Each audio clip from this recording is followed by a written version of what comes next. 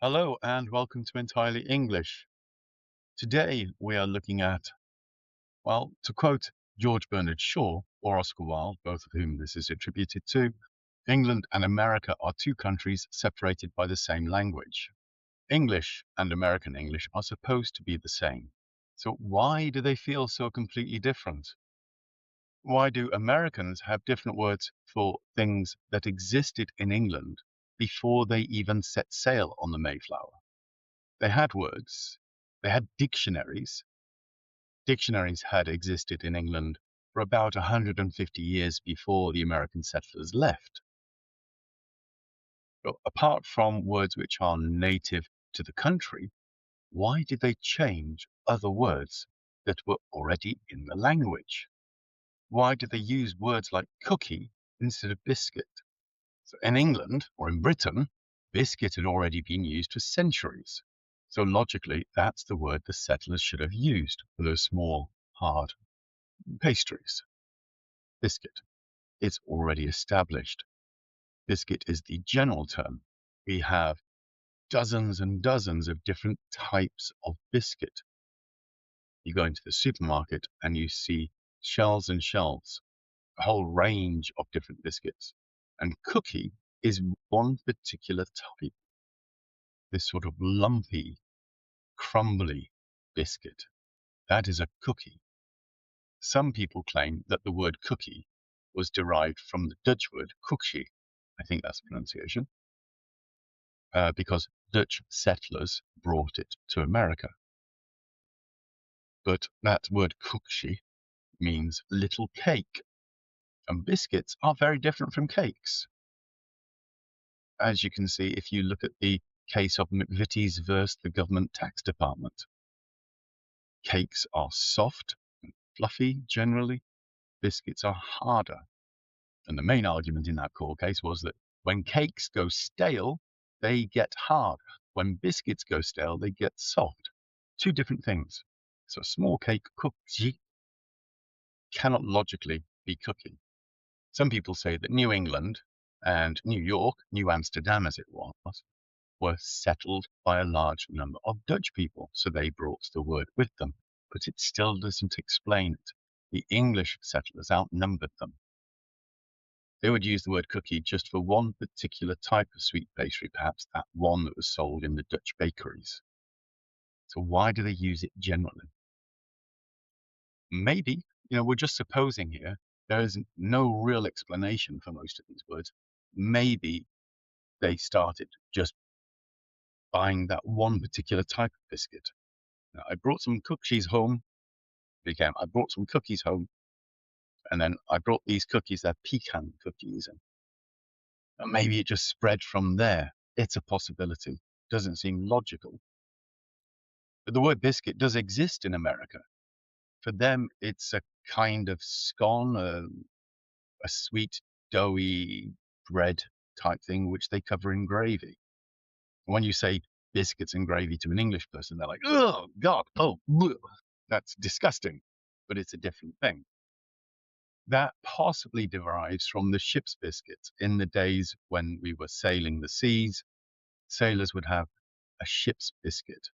A ship's biscuit, also called hardtack, was a very hard, dry biscuit made of flour, water, and some salt. It was used as a staple, a long-lasting ration. If you read Terry Pratchett, it's where he got the idea for the dwarf bread from. The only way you could eat it was to soak it in a soup or gravy to make it soft enough to eat, but it still took some effort. Maybe that's where they get their biscuit from. But again, there's no clear answer. You can search the internet, you get lots of this sort of propaganda thing about cookery, but there's no hard evidence. So why? I don't know. And you'll find out with a lot of these, I'm sorry, I cannot explain the real reason for most of these things. It's just something that seems to have happened. And we have the same situation with sweets. In England, sweets are confectionaries, chocolate, boiled sugar type sweets, nougat, all that sort of thing are sweets. But in America, they call them candy. Again, in England, I think I'm safe in saying in Britain, Candy was one type of sweet, one made from boiled sugar, sometimes a kind of fudge style. But candy in America became the term for all sweets. We had that word in England before they set sail. They used candy for all the types of sweets. Why? With some of these things, the other words I'm going to come on to, it is possible that it was a manufacturing name. Like we call a vacuum cleaner generally a Hoover, because that was the main manufacturer originally. And sellotape, sticky tape. The Americans call it Scotch tape because Scotch was the first big company, and we call it sellotape because sellotape was the first big company that produced it. Maybe there's that sort of reasoning behind it. Again, no hard evidence. Tell me what you think. Now, this is a really fascinating one. Pudding. In Britain, back in the sort of 16th, 17th century, pudding was both a savory and a sweet dish created by boiling or steaming the ingredients. So we have things like black pudding, Yorkshire pudding, those are savory. And then pudding as a general term for sweet dishes like cakes and ice cream. So what are we having for pudding? What are we having for dessert? What are we having for the third course of the meal? But in America, pudding is one particular type. It's kind of a, now I'm interpreting this from films and shows like Friends. Pudding is some sort of custard type dessert, often served in little plastic cups. I think I saw Joey Tribbiani get excited about pudding in a hospital once. Pudding is often referred to in hospitals, these little cups that are the dessert. But pudding is a general term. In England, normally, when you say pudding, people think of dessert. When you say Yorkshire pudding, black pudding, we don't even think about the pudding part of it. It is confusing, I admit. But in America, it's just this one particular type. Incidentally, we also call dessert sweet.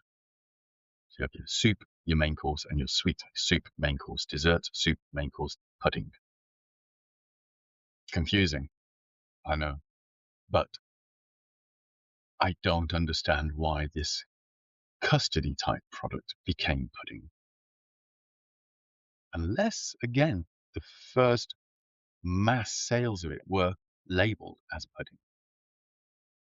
Now, there are lots of these words, so I'm going to limit this to about 10 minutes, and I'll have to do another video, and maybe a series of videos of these words. This is the first installment. Our next one is rather interesting because, again, when you search the internet, you'll find all these misconceptions about it, and it's pants. Now, lots of videos on YouTube and searches, and I had a big argument with ChatGPT about this, trying to find the history. Americans think that when we say pants, we mean underpants, boxers, underwear for the lower part of your body. In America, they use pants to mean trousers. And that is kind of correct. That is the word they took with them because, again, in that sort of Shakespeare time, pants was the word used for what we now call trousers. Pants came from the French word pantalon, pantaloons originally in English. And they were different from trousers in that the legs were separate. That's why trousers is plural, pantaloons plural, because the legs were originally separate, separated and connected by a piece of fabric in the middle. But that aside, so when they went to America, pantaloons, pants, they kept that word. They also use the word trousers, just like we do. But in England, pants can mean trousers, often does, but is also a diminutive. It's a shortened version of underpants. So you say he was walking outside in his pants. You think, was he talking about his trousers or his underpants? So underpants, your Y fronts, your boxers are called that because they go under your pants. Yeah, under your pantaloons, under your trousers, underpants. as I say, in America, they kept the original meaning for pants. In Britain, it is two meanings, underpants or trousers. All right, our last word for today is bill and check. This one does have maybe an explanation if you dig into it. So in Britain, when you finish a meal, you'll call the waiter and ask for the bill. Bill is like an invoice. It's what you have to pay. In America, they'll ask for the check. Now, there seems to be no connection to this, but when you dig into it, in industry, they would have a bill and they would have a checked bill, one that has been verified. So you get your bill and you check it. You go through and did you have the coffee? I didn't have coffee. Why would we bill for coffee? You check it. So perhaps that's where they got the word check. And that would explain the spelling too, Check.